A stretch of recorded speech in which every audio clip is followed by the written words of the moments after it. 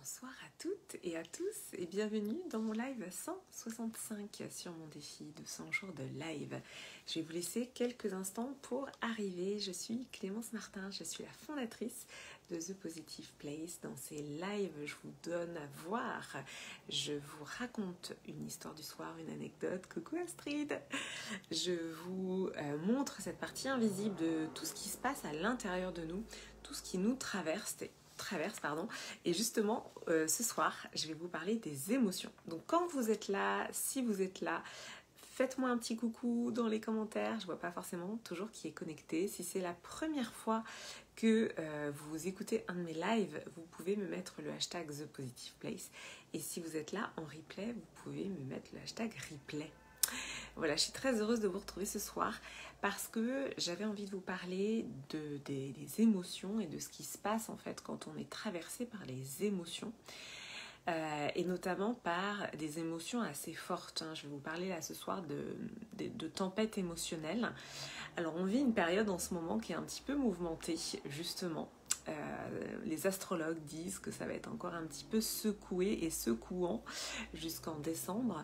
Donc il se peut que dans vos vies en ce moment, vous viviez une certaine intensité émotionnelle, un petit peu comme des tempêtes émotionnelles, voilà, des choses assez intenses qui ne sont pas toujours agréables à traverser et à vivre. Et ce que j'avais envie de vous passer comme message pour ce soir, c'est que oui, c'est pas agréable, mais les émotions, quand elles sont là, ces fameuses tempêtes émotionnelles, l'idée, c'est de les laisser nous traverser. Et quand on a dit ça, vous allez me dire, ça me fait une belle jambe, qu'est-ce que je dois faire, qu'est-ce que ça veut dire quoi, les émotions qui nous traversent, etc. Quand on est dans une tempête émotionnelle, on peut avoir tendance à un petit peu paniquer et à vouloir prendre des décisions pour faire arrêter la tempête émotionnelle. Parce que c'est inconfortable, parce que ça fait mal parfois. Donc qu'est-ce qu'on a envie de faire ? On veut vite prendre des décisions pour arrêter ça. Or, quand on est au cœur du cyclone, quand on est au cœur de la tempête, c'est justement pas le bon moment pour prendre des décisions. Et donc, qu'est-ce que ça veut dire quand je vous dis vous laisser traverser par l'émotion ? C'est justement de ne pas paniquer en mode vite, il faut que je fasse quelque chose pour arrêter l'émotion, mais c'est plutôt de se laisser traverser par la tempête émotionnelle, de voir dans le corps ce que ça vous fait, où est-ce que c'est dans votre corps, de passer par la respiration aussi pour se calmer, pour s'apaiser, et aussi pour éviter l'emballement du mental, parce que nous, surtout en Occident, on a un mental qui est très, on va dire, très présent et très encombré et très ruminatoire. Vous connaissez peut-être ce chiffre des 60 000 pensées par jour. On est traversé par 60 000 pensées par jour.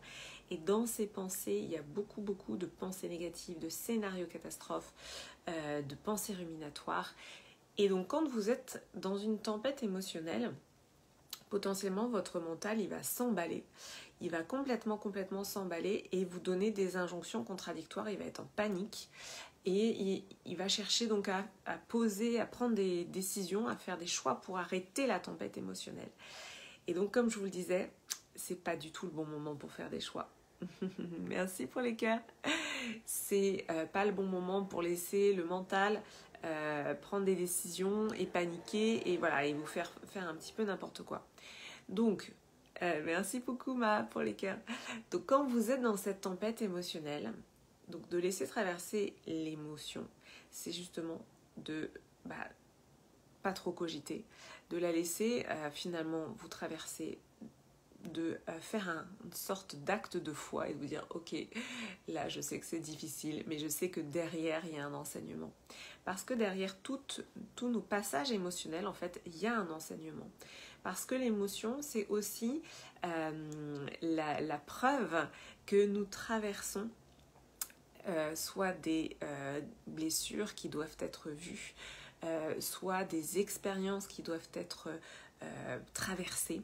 Et donc c'est vraiment un signal de transformation. L'émotion, elle est là aussi pour nous dire que finalement, oui, nous sommes des êtres humains, parce qu'en fait on nous a laissé entendre que les êtres humains n'avaient pas d'émotions, mais non, nous ne sommes pas des robots.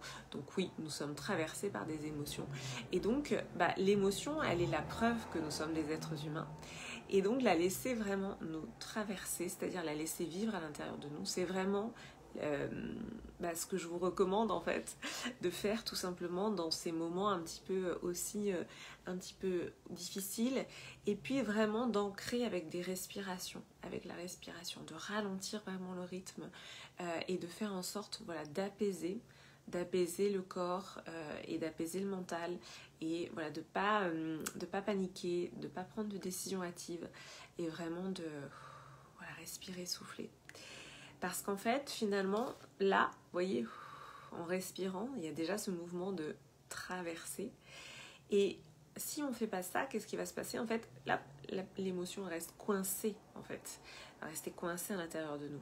Donc la respiration, ça permet vraiment de nous autoriser à nous laisser traverser par l'émotion. Je sais que ça demande du courage, je sais que c'est pas simple, mais c'est ça l'intelligence émotionnelle en fait. L'intelligence émotionnelle, c'est vraiment d'accueillir, c'est vraiment d'accepter que ces émotions-là, elles font partie de notre expérience humaine aussi, et que elles sont là pour nous apprendre quelque chose. Voilà pour mon partage du jour dans Healing, justement, cet accompagnement que je vous propose, ce passage de guérison de nos blessures. Eh bien, c'est un véritable outil que je vous propose, que je vous partage pour traverser en fait ces blessures émotionnelles qui se présentent dans nos vies, qui vont se représenter dans nos vies. Et on va justement aller observer la blessure de trahison. On commence mardi prochain. Vous pouvez encore nous rejoindre. Écrivez-moi un petit message en MP si ça résonne pour vous. On va aller d'abord voir les blessures de trahison, puis la blessure de rejet, puis la blessure d'humiliation, et enfin la blessure d'injustice. Et en fait, à chaque fois, on va traverser en fait ces émotions-là pour aller guérir à l'intérieur ces espaces qui n'ont pas été vus, pour vraiment aller mettre de la conscience là-dessus. Parce qu'en fait, tout ce qui est vu par la conscience, c'est déjà un processus de guérison. C'est déjà en fait une mise en lumière. Et moi, dans mon accompagnement, ce que je vous propose, c'est vraiment ces pratiques énergétiques qui permettent en fait d'aller guérir ces blessures-là. Et une fois qu'on a guéri les blessures, qu'est-ce qui se passe? On peut à nouveau ouvrir le cœur et accueillir en fait la vie, l'abondance de la vie dans tout ce qu'elle a à nous offrir. Et ça, c'est merveilleux. Voilà pour mon partage de ce soir, mon live 165. J'étais très heureuse de vous retrouver ce soir. Dites-moi si ça vous parle, dites-moi en commentaire si ça résonne pour vous, comment ça résonne pour vous, parce que voilà, l'objectif de ces lives, c'est aussi de rentrer en lien avec vous. Je vous embrasse fort. Merci à toutes celles et ceux qui étaient là en live. Astrid, Isabelle, j'avais pas vu que tu étais là, super. Maa, voilà, toutes celles que j'ai pas saluées, peut-être ceux que je n'ai pas salués. Je vous embrasse très fort. Je vous souhaite une belle et douce soirée et je vous dis à demain.